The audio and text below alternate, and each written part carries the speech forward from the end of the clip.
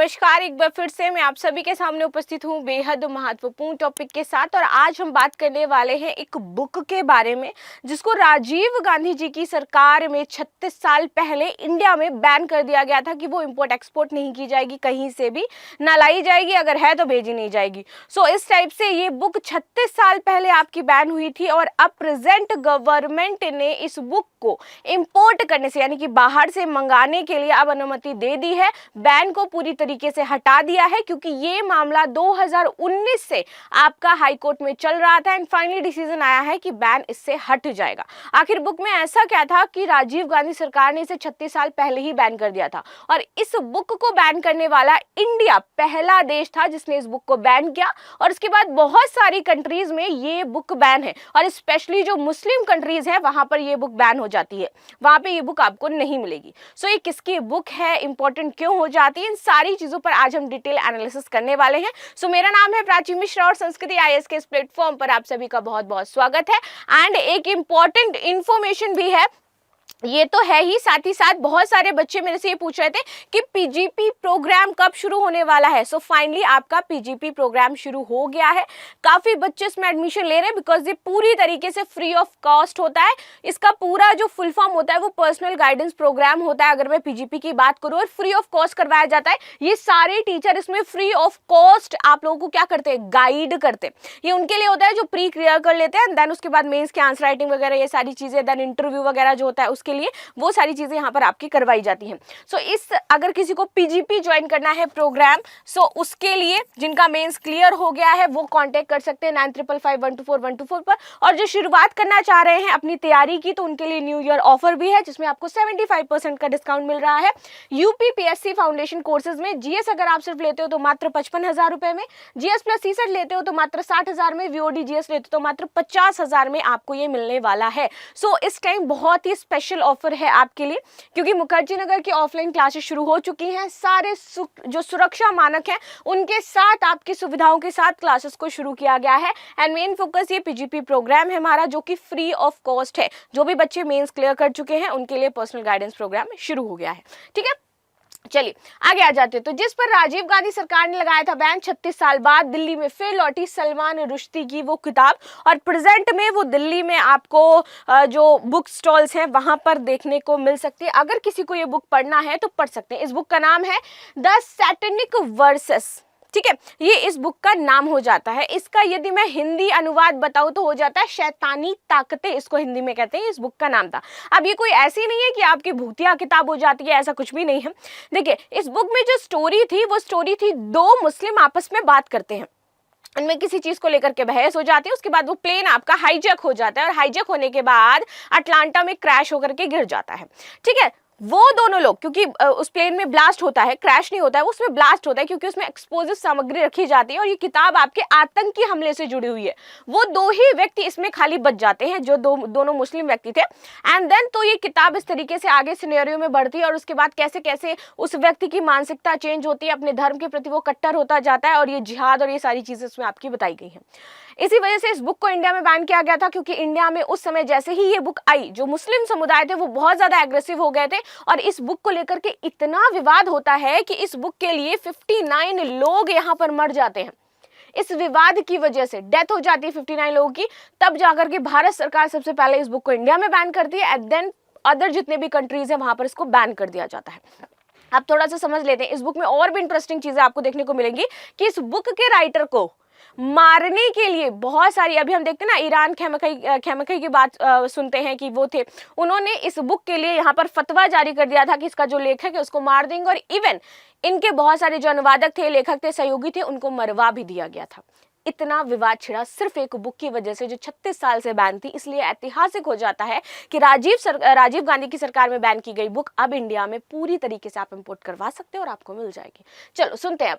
तो सलमान रुश्दी की ये किताब है, विवादित रही है, 36 साल बाद भारत में वापस आ गई है। राजीव गांधी की सरकार ने 1988 में इस किताब को बैन किया था। 1988 से आपकी बुक बैन है। इसके खिलाफ हाईकोर्ट में आपकी याचिका दायर की गई, याचिका में सुनवाई बंद कर दी गई। कोर्ट ने कहा कि अफसर बैन को लेकर के, जो ऑफिशियल बैन था उसको लेकर के अभी यहाँ पर कोई नोटिफिकेशन हमें दिखाई नहीं दे रही है कि 1988 में बैन किया गया था तो उसकी कोई नोटिफिकेशन या कोई चीजें तो होनी चाहिए, ऑथेंटिकेशन होना चाहिए, तो वो मौजूद नहीं है। इस वजह से हम ये मान सकते हैं कि जो बैन का आदेश है वो गलत है और हम इस बैन को अब यहाँ से हटा रहे हैं। अच्छा, ये कैसे मामला पूरा शुरू होता है? तो 2019 में एक संदीप खन्ना नाम के व्यक्ति हैं, ये इंपोर्ट कराते हैं इस किताब को। तो जब आप देखो कोई भी चीज अगर बाहर से आप इंपोर्ट कराते हो ना, तो जो कस्टम होती है वो चेक करती है, ठीक है, वहां पे जो पुलिस लगी होती है कि सामान जो इंपोर्ट हो करके आ रहा है वो किसके लिए आया है। तो वहां पर देखोगे कि जैसे ही ये बुक आपकी मंगवाते हैं तो वहां पे जो कस्टम ऑफिसर है इसको जब्त कर लेते हैं और वो कहते हैं कि ये बुक इंडिया में बैन है, आप इसको यहाँ पर नहीं मंगा सकते हो, ना ही आप इसको पढ़ सकते हो। उसके बाद ये चले जाते हैं कहाँ पर? हाईकोर्ट में याचिका दायर कर देते हैं और 2019 से इनका केस चल रहा है। फाइनली 2024 एंड में डिसीजन आता है कि भैया कोई नोटिफिकेशन है नहीं, तो हम ये मानते हैं कि ये किताब आप ले सकते हो। तो कस्टम विभाग ने फिर 36 साल बाद ये जो बैन की हुई बुक थी और वहां पर 2019 से बात करूं जो उन्होंने इंपोर्ट करवाई थी, फाइनली उस व्यक्ति को दे दी जाती है और वो किताब अपनी फाइनली अब पढ़ रहे होंगे, एंजॉय कर रहे होंगे, वो तो हम कुछ नहीं कह सकते। बट ये जो मामला था ये बहुत ही ऐतिहासिक हो जाता है इस बात पर कि भैया 36 साल बाद बैन हटा है। हालांकि नोटिफिकेशन ना तो किसी आधिकारिक वेबसाइट पर इसको लेकर के अपलोड थी और ना ही किसी संबंधित अधिकारी के पास इससे जुड़े दस्तावेज थे कि 1988 में ये किताब आपकी बैन कर दी गई थी। ऐसा नोटिफिकेशन सरकार नहीं लेकर के आई। अब देखो यहाँ पर हाईकोर्ट का क्या कहना है, दिल्ली हाईकोर्ट का कहना है कि हमारे पास ये मानने के अलावा कोई विकल्प नहीं है कि ऐसा कोई नोटिफिकेशन मौजूद ही नहीं है और इसीलिए हम इसकी वैधता की जांच नहीं कर सकते हैं कि वेदर इट इज वैलिड और वेदर इट इज नॉट। चलो आगे आते हैं। द सैंटेनिक वर्सेस किताब क्यों, मतलब इतनी इंपॉर्टेंट क्यों हो जाती है, क्यों इसको लेकर के विवाद है, तो ये समझते हैं। देखिए, इसका जो हिंदी अर्थ हो जाता है वो आता है शैतानी आयतें, अगर हम कहें तो ये कहा जाता है। इस किताब के नाम पर ही मुस्लिम धर्म के लोगों ने आपत्ति जताई थी। रुश्दी ने अपनी किताब में एक काल्पनिक किस्सा लिखा है। किस्सा कुछ इस तरीके से है कि दो फिल्म कलाकार हवाई जहाज के जरिए मुंबई से लंदन जा रहे होते हैं और फिल्मी दुनिया का सुपरस्टार जिब्रील यहाँ पर एक नाम है और दूसरा नाम यहाँ पर जो वॉइस ओवर करके लिया गया था वो था आपका सलादीन, वॉइस ओवर आर्टिस्ट हैं वो सलादीन। तो ये दोनों जिब्रील और सलादीन ये प्लेन में किसी चीज को लेकर के बात कर रहे होते हैं। विमान आतंकी, जो विमान है उसमें आतंकी विस्फोट होता है। जिब्रील और सलादीन दोनों समुद्र में गिर करके बच जाते हैं और दोनों की जिंदगी इसके बाद से बदल जाती है। फिर एक रोज एक धार्मिक विशेष के संस्थापक के जीवन से जुड़े कुछ किस्से पागलपन की ओर जबरीली के सपने आते हैं और इसके बाद वे धर्म के इतिहास को एक बार फिर से नई तरीके से स्थापित करने की सोचता है। इसके आगे रुश्दी ने अपनी कहानी का किरदार जिब्रील और सलादीन के किस्से को कुछ इस अंदाज में लिखा है कि इसको ईश निंदा माना गया। ठीक है, और पाकिस्तान में देखो ईश निंदा करना क्या है, इसके लिए मृत्युदंड की सजा दी जाती है और ईश निंदा इस किताब में की गई है। सो इसलिए इस किताब को लेकर के जितना भी मुस्लिम समुदाय था वो बहुत ही ज्यादा एग्रेसिव हो गया। बाकी आप लोगों से मतलब मैं पूछना चाहती हूँ कि आप में से क्या कभी किसी ने इस बुक को पढ़ा है? आप जानते हो, क्योंकि बहुत सारे बुक रीडर होते हैं, they are very book lover, तो वो किताब इस तरीके से मंगा के पढ़ते हैं। मैं पर्सनली बताऊं तो मुझे इस बुक के बारे में नहीं पता था, मैंने इस बुक को पढ़ा भी नहीं है। मैंने बहुत सारी बुक्स पढ़ी हैं बट मैंने इस बुक को नहीं पढ़ा था। लेकिन जब मैंने देखा कि ये बैन थी, फाइनली अब इसका बैन हटा दिया गया और इतनी विवादित रही कि इसकी वजह से लोग मर गए, सो मेरे अंदर इंटरेस्ट जगा कि मैं इस किताब को पढूं। सो फाइनली अब मैं इस किताब को मंगा करके जरूर पढ़ूंगी और देखूंगी इसमें क्या सारी चीजें थी। बाकी आप लोग क्या कहना चाहते हो उस किताब को लेकर के, क्या चीजें आप लोग पढ़ना चाहोगे या नहीं पढ़ना चाहोगे, तो ये भी बताना। देखिए, भारत पहला देश था जिसने उस उपन्यास को बैन कर दिया था। उस वक्त देश में राजीव गांधी की सरकार थी। इसके बाद पाकिस्तान और कई इस्लामी देशों ने इसे प्रतिबंधित किया। ठीक है, फरवरी 1989 में रुश्दी के खिलाफ मुंबई में मुसलमानों ने एक बड़ा विरोध प्रदर्शन किया और इस विरोध प्रदर्शन में देखो आपके 12 लोग मारे गए और 40 से अधिक यहाँ पर घायल हो जाते हैं। जान से मारने का फतवा जारी कर दिया गया था सलमान रुश्दी के खिलाफ, और किसने किया था? ईरान की इस्लामिक क्रांति के नेता आयतुल्लाह खुमैनी ने किया था। इन्होंने बोला कि कहीं पर भी किसी भी विश्व के कोने में अगर सलमान रुश्दी छुपे हुए हैं तो इनको मार गिराओ। इवन इन पर जानलेवा हमला भी किया जाता है, लेकिन बाय गॉड बाय लक वो बच जाते हैं उस हमले में। जिस होटल में ये लुके थे वहां पर आरडीएक्स लगाया गया था और आरडीएक्स ब्लास्ट होता है, लेकिन फिर भी इनकी जान बच जाती है। इसकी जिम्मेदारी ली थी मुजाहिदीन ऑफ इस्लाम ने कि हमने इस घटना को अंजाम दिया है और हम इन्हें मानना चाहते हैं क्योंकि इन्होंने ईश निंदा करी है और ऐसी किताब निकाली है। सोचो, जबकि वो खुद मुस्लिम है जिन्होंने ये किताब लिखी है, उनका नाम सलमान रुश्दी है। आगे आते हैं।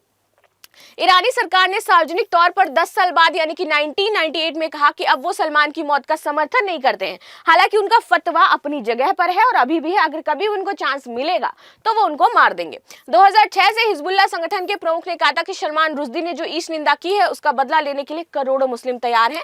पैगंबर के अनादर का बदला लेने के लिए कुछ भी करने को वो तैयार है।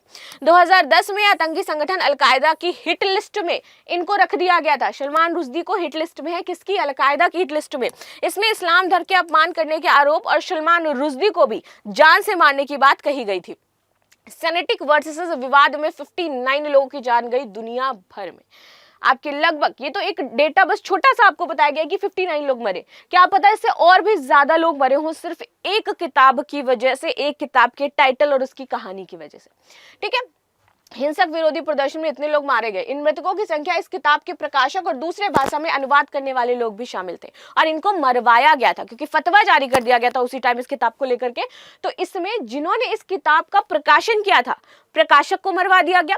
जिसने इस किताब का अनुवाद किया था उनको मरवा दिया गया। जापानी अनुवादक हितोशी इगाराशी ने रुश्दी की किताब सेनेटिक वर्सेस का अपनी भाषा में अनुवाद किया था और कुछ दिन बाद जिन्होंने जापानी भाषा में अनुवाद किया था उसको भी मरवा दिया गया।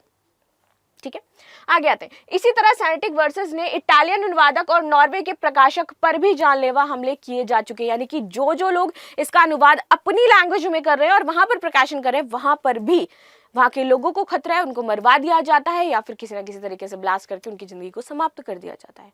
ये आलम है इस किताब का। चलो आगे आ जाते हैं। कौन है सलमान रुश्दी? तो 19 जून 1947 को मुंबई में पैदा हुए थे। सलमान रुश्दी एक कश्मीरी मुस्लिम हो जाते हैं। ठीक है, जन्म के कुछ साल बाद ही इनका जो पूरी फैमिली थी वो ब्रिटेन में रहने लगे थे। इन्होंने अपनी जो पढ़ाई करी है वर्ल्ड क्लास स्कूल, रग्बी जो स्कूल था, फेमस स्कूल, वहां से इन्होंने पढ़ाई करी है। उसके बाद 1968 में इतिहास में इन्होंने एमए की डिग्री हासिल करी और 1970 में उन्होंने लंदन के एडवर्टाइजमेंट राइटर के तौर पर नौकरी शुरू करी। उसके बाद 1975 में रुश्दी ने ग्राइमस नाम से अपनी पहली किताब पब्लिश करी थी। इनको बहुत सारी जो वर्ल्ड क्लास आप देखोगे बुक के लिए पुरस्कार मिलते हैं, इन सभी से इनको सम्मानित किया जा चुका है। बहुत सारे इनके उपन्यास हैं, आप जाकर के पढ़ सकते हो। सो ये थी न्यूज़ जो हमने डिस्कस करी। अब मिलते हैं नेक्स्ट क्लास में, तब तक के लिए धन्यवाद। लाइक शेयर सब्सक्राइब करना बिल्कुल भी ना भूलें and thank you so much.